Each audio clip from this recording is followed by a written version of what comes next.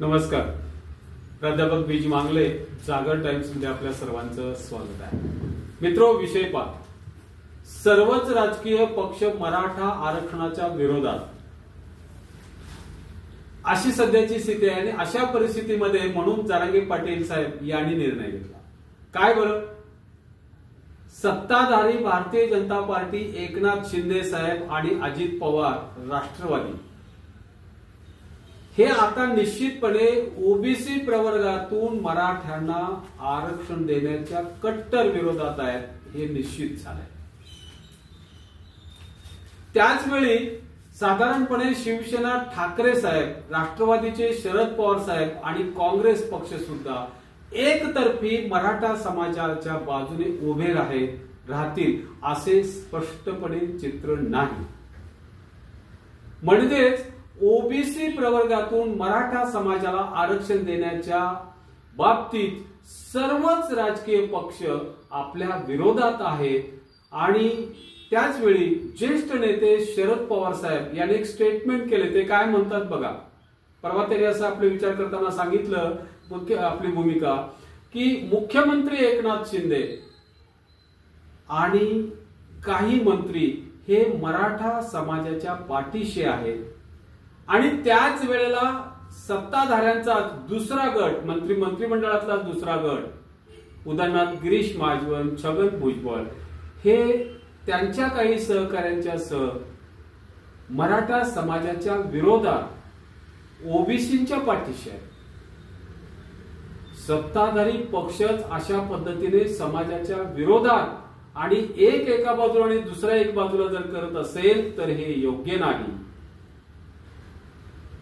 तेव्हा मुख्यमंत्री, मंत्री गिरीश महाजन, मंत्री छगन भुजबळ, उपमुख्यमंत्री फडणवीस, मराठा आरक्षणाचे प्रमुख म्हणून जरांगे आणि त्यांचे काही सहकारी, ओबीसी आरक्षणाचे हाके आणि त्यांचे काही सहकारी, अशा सर्वांनी एकत्रित येऊन एकतर्फी काहीतरी निर्णय घ्यावा, एकत्रित येऊन चर्चा घडावी आणि शांततेनं प्रश्न सुटावा, असं त्यांनी मांडणी केलं. पण मित्रो, हे अशक्य वाटतं.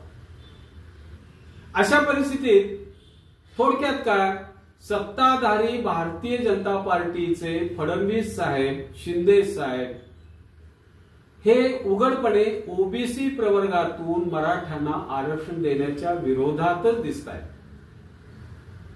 त्यातच म्हणजे उद्धव ठाकरे साहेब, शरद पवार आणि काँग्रेस हे देखील ठामपणे ओबीसीच्या पाठीशी नाही. अशा वेळी आता या परिस्थितीत काय निर्णय घ्यावा असा प्रश्न मनोज जरांगे पाटील साहेबांच्या समोर असेल. मित्रो, मी एक गोष्ट सांगतो, मी एक घटना सांगतो. खरं तर सत्तेवर भारतीय जनता पार्टी आणि त्यांचे दोन घटक पक्ष म्हणजे एकनाथ शिंदे आणि अजित पवार हे आहे. कोणताही निर्णय हा त्यांनीच घ्यायचा आहे, प्राथमिक जबाबदारी ही त्यांचीच आहे. त्यांनी आम्ही असं करू का हे विरोधकांना विचारायची काहीच गरज नव्हती. आणि विरोधक सुद्धा त्या पद्धतीनं त्यांना योग्य होईल आणि ते पुन्हा सत्तेवर बसतील असं कधी निर्णय घेतील का? त्यांनी स्वतः निर्णय घ्यायला हवा होता. सत्ताधारी आहात ना, मग घ्या ना निर्णय. त्यांनी इतरांच्याकडे बोट दाखवून त्यांची सहमती घडवून आणा, मग आम्ही निर्णय घेतो. अरे हा कुठला राजकीय भाग आहे? हा तुमचा राजकीय निर्णय आहे. तुम्ही यामध्ये मराठा समाजाचं मरण ओढवता. मी एक साधा प्रश्न विचारू का? मुख्यमंत्री लाडकी बहीण योजना तुम्ही आणली, जी तब्बल 46,000 कोटी रुपयांची आहे. तो निर्णय घेत असताना तुम्ही कोणत्या विरोधकांना विश्वासात घेतलं बरं? मग जर घेतलं नसेल तर मग का नाही विचारत घेतलं? मग याच वेळेला तुम्ही का विचारतात? आणि मग हे दोन्ही प्रश्न जर सामाजिकच असतील, मग आम्ही राजकीय अडचणीत येऊ नये म्हणून तुम्ही हे सर्वसंमतीचा ढोंग काढले का? नका करू असं. तुम्हाला निर्णय घ्यायचा तर घ्या, नसेल तर नका घेऊ. ठीक आहे, सगळेच विरोधात असतील, पण प्राथमिक जबाबदारी सत्ताधारी म्हणून तुमचीच असेल, हेही लक्षात ठेवा. बरोबर आहे ना? आता तर भारतीय जनता पार्टी स्पष्टपणे मराठा आरक्षणाच्या विरोधातच उभी राहिली. त्यांचे 2 आमदार मनोज जरांगे पाटलांना पाण्यात बघतायत. त्यातच फडणवीस साहेबांनी 50%च्या वरील 10% आरक्षण हे मराठा समाजासमोर गाजर या स्वरूपात ठेवले. मित्र, अहो ते घटना विरोधी आहे, घटनेला ते मान्य नाही आहे. आणि नुकतंच बिहार राज्याच्या 50%च्या वर गेलेल्या आरक्षणाला काय परिणाम होतो हे तिथल्या हायकोर्टानं सांगितले, ते मान्य केलं नाही. थोडक्यात काय, कोणत्याही राजकीय पक्षाकडे आता मराठा समाजानं अपेक्षेने बघू नये अशीच परिस्थिती राहिलेली आहे.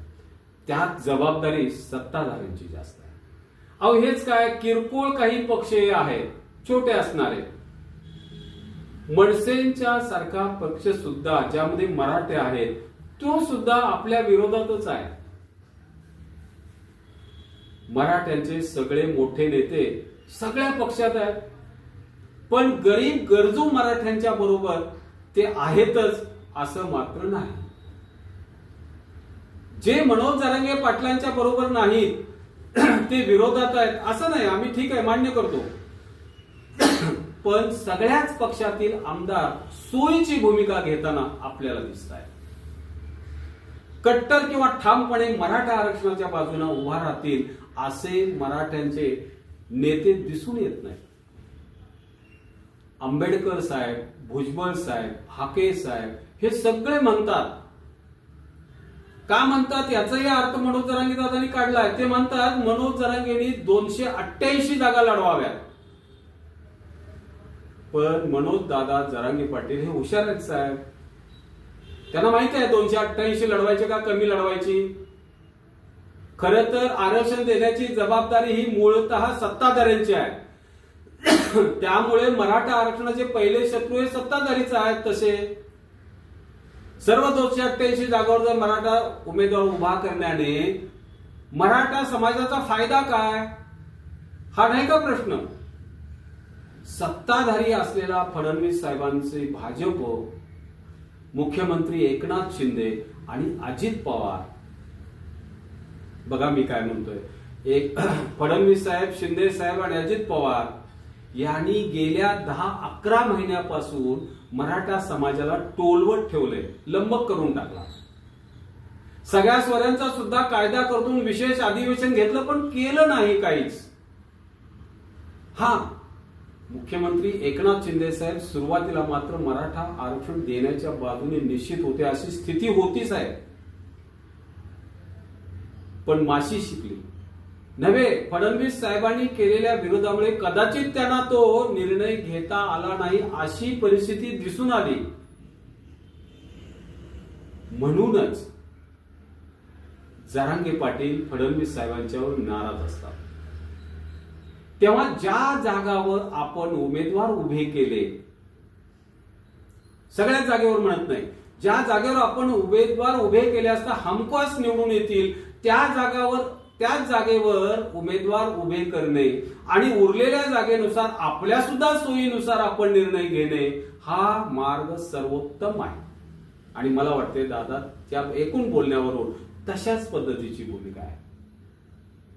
सगळ्या 288 लढवत असतील तर आनंद आहे, पण 288 जागावरती आपल्याला यश मिळेल का हाही प्रश्न आहे. राहिलेल्या 2-3 महिन्यामध्ये इतर समाज, आपण जसं म्हणतो लिंगायत असेल, म्हणजे मुसलमान असेल, धनगर बांधव असतील, हे आपल्याला वेळेत जोडले जातील का.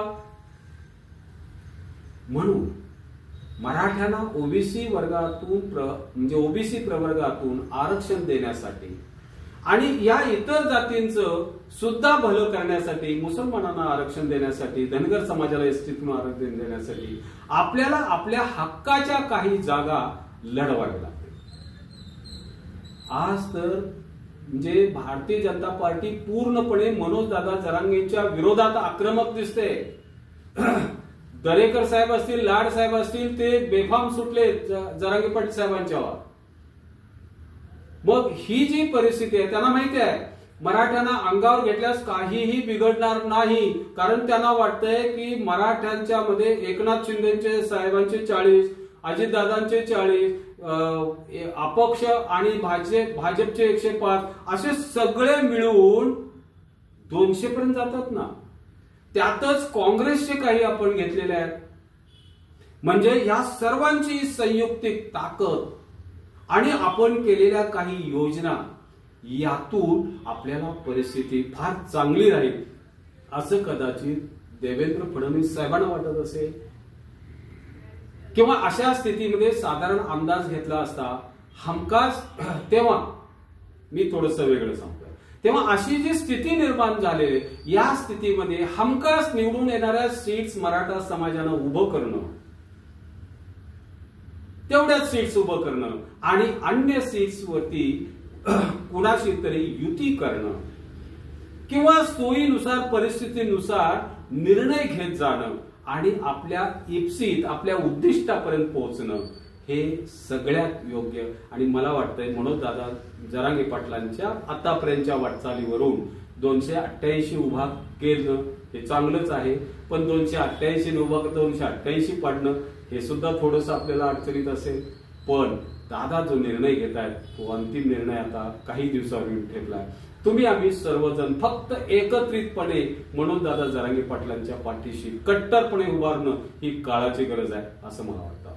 धन्यवाद. माझा हा व्हिडिओ आपण कसा वाटला तो लाईक म्हणजे कमेंट करून कळवा आणि लाईक शेअर आणि कमेंट करा, लाईक शेअर आणि सबस्क्राईब करा. नमस्कार.